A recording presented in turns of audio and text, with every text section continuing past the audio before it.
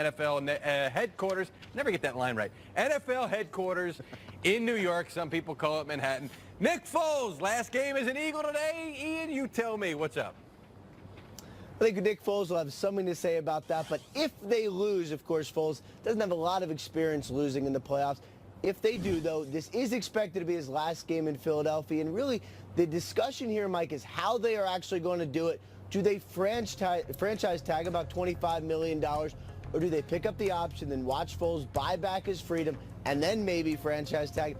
Either way, what remains to be seen now is how the Eagles actually move on. And from what I understand, just talking to several general managers around the league, the belief is the Eagles will, in fact, be able to trade Nick Foles again. Remember, they did it once before. They've also traded Sam Bradford for a first-round pick and more.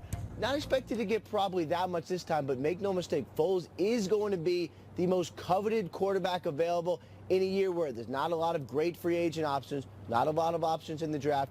Once again, Philadelphia is going to be able to cash in big time on a quarterback they're moving on from. This past offseason, there were offers of a second-round pick coming their way. They said, no, that's not enough. They had Wentz coming back from the ACL. They also had Foles under contract for a much smaller number. So different story this time. Second-round pick might be good enough to get it done. All right, Bruce Arians said a couple of weeks ago, he told you, he says, only the Browns job I'm coming back for. Then he told you, hey, maybe that Buccaneers job I'll come back for. And yesterday, interviewed, right?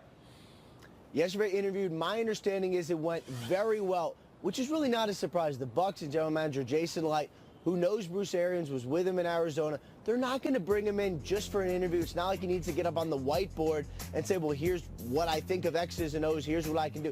They know all this. This was an interview you only have if you believe that he is going to get offered the job and take the job. And from my understanding, not done yet. They still going to interview Chris Richard today, but this is all heading in the right direction. There's a lot of momentum toward Bruce Arians coming out of retirement, being the new coach of the Tampa Bay Buccaneers. I would not be surprised, based on what I know, if this ends up getting wrapped up early this week, Mike. Yeah, my understanding is with the broadcasting, he was traveling a bit, and he said, well, if I'm doing all this work, which surprised him a little bit, might as well get back in and start coaching again, because this isn't retirement. I think that's why he is back on the coaching circuit. All right, Ian, thank you very much. Talk to you a little bit later. Colleen? Thank you, guys. So let's talk about this coming up. Phillip Rivers, he would love to forget the loss to the Ravens 2 weeks ago.